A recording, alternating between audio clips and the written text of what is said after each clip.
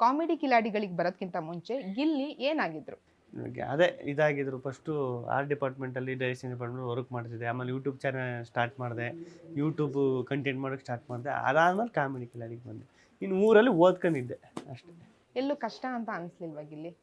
ಅಂದ್ರೆ ಒಂದೊಂದು ಸ್ಟೆಪ್ ಬರೋದಕ್ಕಿಂತ ಮುಂಚೆನೂ ಕೂಡ. ಇಲ್ಲ ಕಷ್ಟ ಅಂತ ಅನ್ನೋದಕ್ಕಿಂತ ಇಷ್ಟಪಟ್ಟೆ ಬಂದ್ಬಿಟ್ಟಿದ್ದೀವಲ್ಲ, ಇಲ್ಲಿಗೆ ಬಂದಮೇಲೆ ನನಗೆ ಇಷ್ಟ ಈ ಶೂಟಿಂಗು ಇದೆಲ್ಲ ನೋಡಬೇಕು, ಹಿಂಗೆಲ್ಲ ಇರಬೇಕು, ಇವ್ರ ಜೊತೆ ಇರಬೇಕು, ಸುತ್ತಾಡಬೇಕು, ಶೂಟಿಂಗ್ ಎಲ್ಲ ಮಾಡ್ಕೊಂಡು ಅವ್ರ ಜೊತೆಲಿ ಏನು ಅಂತ ಇಷ್ಟ. ನನಗೆ ಇಷ್ಟಪಟ್ಟು ಬಂದ್ಬಿಟ್ಟು ಆದಮೇಲೆ ಅಲ್ಲಿ ಮಧ್ಯೆ ಕಷ್ಟ ಬಂದ್ರೂ ಯಾವ ಥರ ಬರೋದು, ದುಡ್ಡಿಲ್ಲ ಇದ್ದಾಗ ಬರೋದು.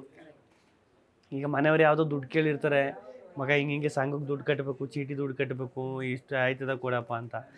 ಆವಾಗ ಅಯ್ಯೋ ನಾನು ಬೆಂಗಳೂರಿಗೆ ಬಂದು ಗಂಡು ಮಗ ಆಗಿ ನನ್ನ ಕೈಲೇ ದುಡ್ಡು ಕೊಡೋಕ್ಕಾಯ್ತಿಲ್ವಲ್ಲ, ಏನು ಮಾಡೋದು? ಆವಾಗ ಒಂಚೂರು ಕಷ್ಟ ಅನಿಸೋದು. ಅಯ್ಯೋ ಇಷ್ಟೆಲ್ಲ ಮಾಡ್ತೀವಿ. ಅವಾಗ ಅನಿಸ್ತಿರ್ಲಿಲ್ವಾ ಗಿಲ್ಲಿ ಇಷ್ಟೇ ನನ್ನ ಜೀವನನ ಅಥವಾ ಹಿಂಗೆ ನನ್ನ ಜೀವನ ಮಾಡೋದು? ಒಂದೊಂದು ಟೈಮ್ ಅನ್ನಿಸ್ಬಿಡ್ದು. ಒಂದೊಂದು ಟೈಮು ತುಂಬ ಇದಾದಾಗ ಒಂದ್ಸಲ ನೆನೆಸ್ಕೊಂಡಾಗ ರಾತ್ರಿ ಟೈಮಲ್ಲಿ ಜೋಬಲ್ಲಿ ದುಡ್ಡಿಲ್ಲ ಅಂದಾಗ ಅಂದಾಗ ಅಲ್ಲ ಬೆಂಗಳೂರಿಗೆ ಬಂದಾಗಲೂ ಜೀರೋ, ಬಂದು 1 ವರ್ಷ 2 ವರ್ಷ ಆಗೋಯ್ತಲ್ಲ ಗುರು, ಇನ್ನೂ ಜೀರೋಲೇ ಇದ್ದೀನಿ ಅಂತ ಅಂದಾಗ ಏನು 2 ವರ್ಷ ಕಳೆದೇ ಹೋಯ್ತಿಲ್ಲ, ಹಿಂಗೆ ಇನ್ನೊಂದು 10 ವರ್ಷ ಕಳೆದೋಗ್ಬಿಟ್ರೆ ನಾವು ಏನೇ ಮಾಡಿದ್ರು ಜೀವನದಲ್ಲಿ ಒಂದು 25 ವರ್ಷದೊಳಗಡೆ ಮಾಡ್ಕೊಂಡು ಇದಾಗ್ಬಿಡ್ಬೇಕು.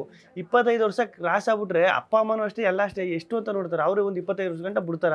ಆಮೇಲೆ ಏನು ಅಕ್ಕಪಕ್ಕದವರೆಲ್ಲ ಹೇಳ್ಬಿಟ್ಟು ಮದುವೆ ಮಾಡ್ಬಿಡ್ರಿ, ಸರಿ ಹೋಯ್ತು ಜವಾಬ್ದಾರಿ ಬರ್ತದೆ ಅಂತಾರೆ, ಯಾರನ್ನಾರ ತಗಲಾಕ್ತಾರೆ.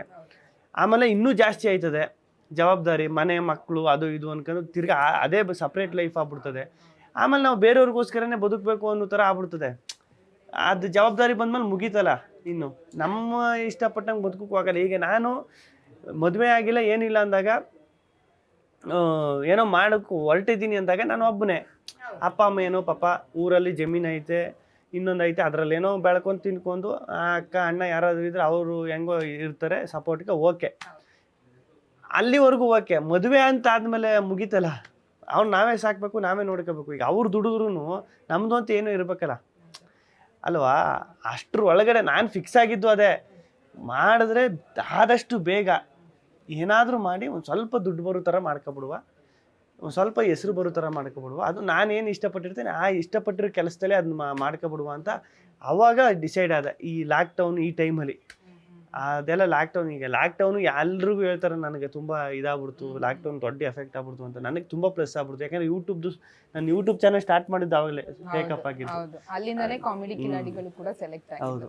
ಬಟ್ ಕನ್ಸಿತ್ತ ಗಿಲ್ಲಿ ನಾನೊಂದು ಮೀಡಿಯಾ ಫೀಲ್ಡಿಗೆ ಬರ್ತೀನಿ ಅಥವಾ ಒಂದು ಎಂಟರ್ಟೈನ್ಮೆಂಟ್ ಮಾಡ್ತೀನಿ ಜನರಿಗೆಲ್ಲ ಅಂತ ಒಂದು ಕನ್ಸಿತ್ತ? ಹೇಗಿತ್ತು ಲೈಫ್? ಇಲ್ಲ ಮೇಡಮ್, ಅದು ಕನ್ಸಂದ್ರೆ ಹೆಂಗೆ ಅಂದರೆ, ಈಗ ನಾನು ಟಿ ವಿ ನೋಡುವೆ, ಊರಲ್ಲೆಲ್ಲ ಟಿ ವಿಲಿ ಸ್ಕೂಲ್ಗೆಲ್ಲ ಕಾಲೇಜ್ಗೆ ಹೋಗ್ಬೇಕಾದ್ರೆ ಅನ್ಸುದು, ಈಗ ನಮ್ಮ ಮನೆಯವ್ರು ಯಾವ್ದಾರ ಕಾಮಿಡಿ ನೋಡ್ಬಿಟ್ಟು ಇಲ್ಲ ಕಾಮಿಡಿ ಇದು ನೋಡ್ಬಿಟ್ಟು ಈ ನಗಾಡ್ರು ಗೊತ್ತಾ, ಬಡ್ಡಿ ಮಗ ನಮ್ಮ ಥರನೇ ಹಳ್ಳಿಯಿಂದ ಹೋದ್ನ ಅಪ್ಪ ಅಮ್ಮ ಯಾರು ಮಾತಾಡೋರು ಗೊತ್ತಾ. ಅವಾಗ ನಾನು ಒಂದಿನ ಟಿ ವಿಲಿ ಬಂದು ನಮ್ಮ ಅಪ್ಪ ಅಮ್ಮನೂ ಇಲ್ಲಿ ಕೂತ್ಕೊಂಡು ನನ್ನ ನೋಡ್ತಾ ಇದ್ರೆ ನನ್ನ ಬಗ್ಗೆ ಹಿಂಗೆ ಮಾತಾಡ್ಕೊತಾ ಇರ್ತಾರಲ್ವ ಬೇರೆಯವರು, ನಮ್ಮ ಅಪ್ಪ ಅಮ್ಮನೂ ಯಾರು ಮಾತಾಡಿಸ್ತಾರಲ್ವ ನೀನು. ಆಮೇಲೆ ಇನ್ನೊಂದು ಹೇಳ್ತಾರೆ, ನಾನು ಒಂದಿನ ವೀಕೆಂಡ್ ವಿತ್ ರಮೇಶ್.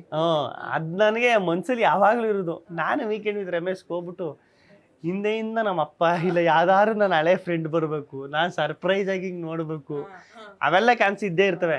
ಅಂದರೆ ಈಗ ಏನೋ ಒಂದು ಅನ್ಕೊಂಡಿರ್ತೀವಿ, ಪಟ್ಟಂತ ಆಗ್ಬಿಟ್ರೆ ಅದು ಹೆಂಗಿರ್ತದೆ ಹೇಳಿ. ನಿಜ, ಅದೇ ಥರ ಒಂದು ಮ್ಯಾಜಿಕ್ ಆಯಿತು ಅಂತ ಅನ್ಬೋದು. ಮ್ಯಾಜಿಕ್ಕು ಅಂತಲೇ ಹೇಳ್ಬೋದು ಅದನ್ನ. ಆಮೇಲೆ ನನ್ನ ಲೈಫಲ್ಲಿ ತುಂಬ ಒಂದು ಖುಷಿ ವಿಷಯ ಏನಪ್ಪ ಅಂದರೆ, ಎಲ್ಲ ಒಂದೊಂಚೂರು ಬೇಗ ಆಗ್ಬಿಡ್ತು. ಬೇಗ ಬೆಂಗಳೂರಿಗೆ ಬಂದೆ, ಬೇಗ ಇನ್ನು ಯೂಟ್ಯೂಬ್ ಏನೋ ಆಯಿತು, ಅಲ್ಲೊಂದು 4 ಜನ ಕೂತಿಡಿಗೆ ಸ್ಟಾರ್ಟ್ ಆದರು, ತಿರ್ಗಿ ಇನ್ನೊಂದು ಏನಾಯಿತು ಚಾನಲ್ಗೆ ಬಂದೆ, ಹಂಗೆ ಈಗ ಪರವಾಗಿಲ್ಲ. ಬಟ್ ನೀವು ಯೂಟ್ಯೂಬ್ ಚಾನಲ್ ಎಲ್ಲ ಮಾಡ್ತಾ ರೇಗ್ಸಿದ್ದು ಅಥವಾ ಯಾರೋ ಒಬ್ರು ಚುಡಾಯಿಸಿದ್ದು ನಿನ್ನ ಕೈಲಿ ಏನೂ ಆಗಲ್ಲ ಹಿಂಗೆಲ್ಲ ಆ ಥರ ಎಲ್ಲ ಇದ್ದಿದ್ದು ಉಂಟಾ ಆಗಿಲ್ಲಿ? ಆ ಥರ ಅನ್ನೋದಕ್ಕಿಂತ ಈಗ ನಾನು ಒಬ್ಬರು ಹೇಳಿದರು, ಯೂಟ್ಯೂಬೆಲ್ಲ ಇದೆಲ್ಲ ಮಾಡಬೇಡ, ಅಲ್ಲಿಗೆ ಫಿಕ್ಸ್ ಮಾಡಿಬಿಡ್ತಾರೆ, ಯೂಟ್ಯೂಬ್ದೆಲ್ಲ ಇದಾಗೋದಿಲ್ಲ ಎಷ್ಟು ದಿನ ಅಂತ. ಈಗ ಯೂಟ್ಯೂಬ್ ಅಂತ ಮಾಡಿ ಏನು ಮಾಡ್ತೀವಿ? ಯೂಟ್ಯೂಬ್ ಅಂತ ಸಿನಿಮಾ ಮಾಡಬೇಕು, ಸಿನಿಮಾ ಎಷ್ಟು ಕಷ್ಟ ಅಂತ ನನಗೆ ಗೊತ್ತು. ಅದಕ್ಕೇ ಅದನ್ನು ಮಾಡಿದ್ದು. ಫಸ್ಟು ಇದರಲ್ಲಿ ಏನಾರು ಒಂಚೂರು ಹೆಸರು ಮಾಡಿಕೊಂಡು 4 ಜನ ಗುರ್ತಿಡಿಯಾಗಿ ಮಾಡಿಕೊಂಡು ಆಮೇಲೆ ಸಿನಿಮಾ ಮಾಡೋಣ ಅಂತಲೇ ಪ್ಲ್ಯಾನ್ ಇದ್ದಿದ್ದು. ಈಗ ಅವರೆಲ್ಲವ್ರು ಅಂತಲೇ ಗೊತ್ತಿಲ್ಲ, ಹಂಗೆ ಹೇಳಿದವರು.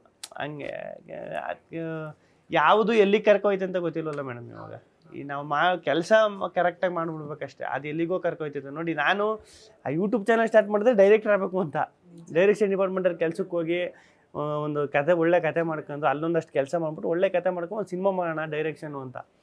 ಅದು ನಾನೇ ಆ್ಯಕ್ಟಿಂಗ್ ಮಾಡೋದ್ರಿಂದ ಅದು ಡೈರೆಕ್ಷನ್ ಬಿಟ್ಬಿಟ್ಟು ಆ್ಯಕ್ಟರ್ನೇ ಮಾಡ್ಬಿಡ್ತು ನೋಡ್ರಿ. ಹಂಗೆ ನಾವೇನೋ ಅನ್ಕೊಂಡ್ರೆ ಅದೇನೋ ಒಂದು ಆಗಿರ್ತದೆ, ಅದು ಏನಾಗಬೇಕು ಅದೇ ಆಗೋದಲ್ವಾ. ಗ್ಯಾರಂಟಿ ನ್ಯೂಸ್, ಸುದ್ದಿ ಖಚಿತ, ನ್ಯಾಯ ನಿಶ್ಚಿತ.